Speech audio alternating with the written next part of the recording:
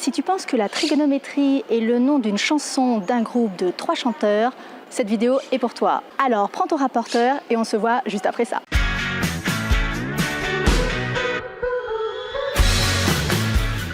Imagine, à la sortie de l'école, ton meilleur ami et toi, vous décidez d'aller vous balader dans un parc. À un moment, ton copain regarde le sommet d'un arbre immense et te dit qu'il a toujours rêvé d'avoir une cabane en haut d'un arbre comme celui-ci. Sauf qu'il n'a jamais su comment mesurer la hauteur de l'arbre et encore moins trouver la longueur de l'échelle pour atteindre le sommet. Tu imagines l'échelle contre l'arbre et tu remarques que cela forme un triangle rectangle avec le sol. Tu réfléchis et tu as une idée. Tu défais un de tes lacets, tu sors de ton sac à dos une pièce de monnaie, un chewing-gum et ton rapporteur.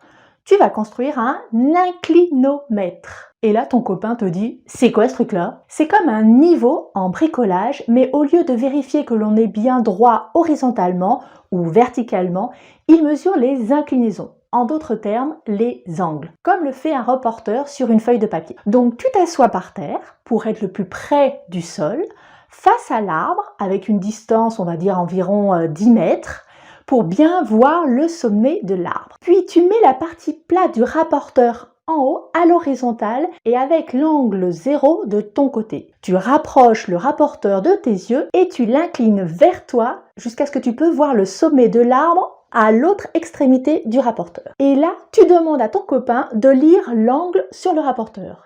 Il lit 38 degrés. Donc, par transposition, l'angle que devrait faire l'échelle contre l'arbre fait 38 degrés. Mais ton copain se demande toujours ce que tu peux faire avec cet angle. Tu lui donnes 3 indices. Un triangle rectangle, un angle connu, une longueur connue, et on cherche une autre longueur de ce triangle rectangle.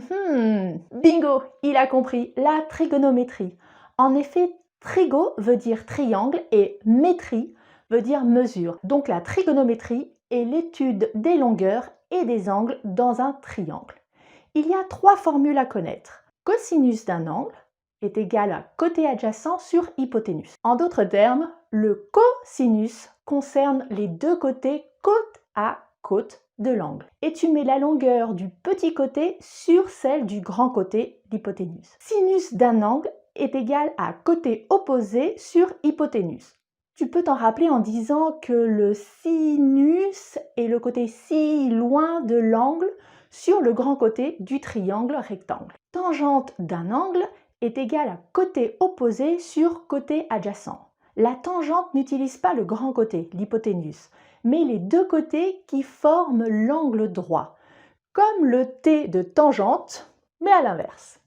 Et pour savoir quel côté mettre en haut et en bas, tu peux te dire que comme il y a un N dans tangente, comme dans sinus, alors c'est le côté le plus loin qui est en haut et tu mets l'autre côté qui forme l'angle droit en bas. On revient à notre aventure. Grâce à l'inclinomètre que tu as fabriqué, tu sais que l'angle que formerait l'échelle avec l'arbre, que l'on va appeler l'angle sommet, fait 38 degrés. Et tu connais aussi la distance au sol qui te sépare de l'arbre, environ 10 mètres. Et tu voudrais avoir la hauteur de l'arbre. Mais quelle formule prendre? On cherche d'abord les formules que l'on a en utilisant l'angle sommet. Si tu te souviens bien, le cosinus d'un angle concerne les deux côtés côte à côte à l'angle, en mettant le petit côté en haut et le grand côté en bas. Cela donne donc cos angle sommet est égal à l'arbre sur échelle. Le sinus est le côté si lointain de l'angle sur le grand côté du triangle. Donc ça donne sinus angle sommet est égal à sol sur échelle.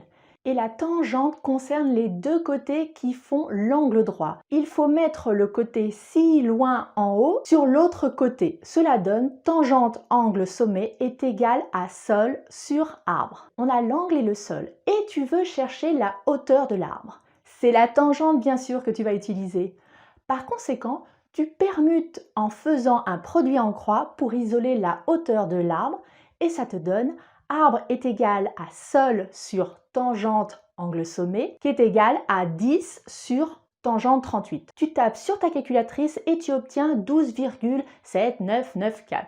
que tu peux arrondir au dixième près, 12,8. La hauteur de l'arbre fait donc 12,8 mètres. Entre parenthèses, si tu veux vraiment être exact, il faudrait que tu rajoutes la hauteur du haut de ton corps. Et là, ton copain te dit « Ok, mais l'échelle, elle doit mesurer combien ?» Cool Raoul! Avec la magie de la trigonométrie, tu peux répondre à sa question sans prendre aucune autre mesure et même en lui proposant de choisir quelle formule il veut que tu utilises. Donc s'il veut que tu prennes la formule du cosinus, tu permutes la formule pour avoir échelle égale arbre sur cosinus angle sommet, donc 12,8 sur cos 38.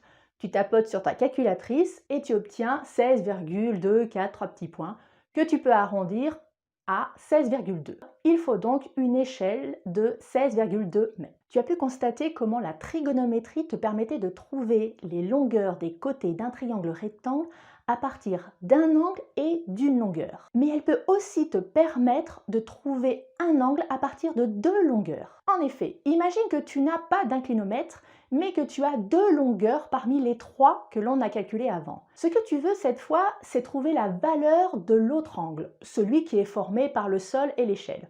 On va l'appeler, pourquoi pas, pied, car tu vas poser l'échelle sur le sol au niveau de tes pieds. Allez hop, c'est parti pour chercher les formules de trigo de cet angle. Le cosinus de l'angle pied concerne les deux côtés côte à côte de cet angle. Et cette fois-ci, il s'agit du sol et de l'échelle. Pour le sinus, le côté le plus éloigné est l'arbre.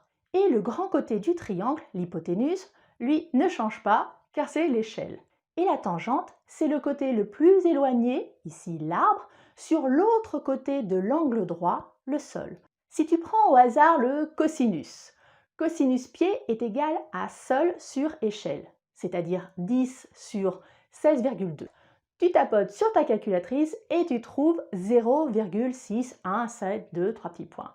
Sauf que tu as le cosinus de l'angle et toi tu voudrais l'angle. Donc en fait il faut que tu cherches l'inverse du cosinus. Tu vas alors taper sur ta calculatrice cos moins 1 0,6172 ou arc cos 0,6172 selon le modèle de ta calculatrice. Et tu obtiens environ 52 degrés. Pour le sinus et la tangente, c'est pareil. Tu utilises inverse sinus ou arc sinus et inverse tangente ou arc tangente. Quelle que soit la formule que tu prends et selon les arrondis, tu retrouves bien l'angle pied 52 degrés. Pour résumer, on utilise les formules de trigonométrie lorsque l'on est dans un triangle rectangle et que l'on veut soit trouver la longueur d'un côté quand on a déjà un angle et une longueur d'un autre côté. Pour cela, on va alors permuter la formule en faisant un produit en croix, soit trouver un angle quand on connaît la longueur de deux côtés. On applique la formule sans la transformer, mais par contre sur la calculatrice, on doit taper sur la touche inverse ou arc, puis cosinus, sinus ou tangente pour avoir l'angle. Voilà, tu sais maintenant ce qu'est la trigonométrie, quand et comment utiliser ces trois formules, cosinus, sinus et tangente. N'hésite pas à t'abonner pour voir d'autres vidéos ou aller sur le site pour avoir d'autres exemples.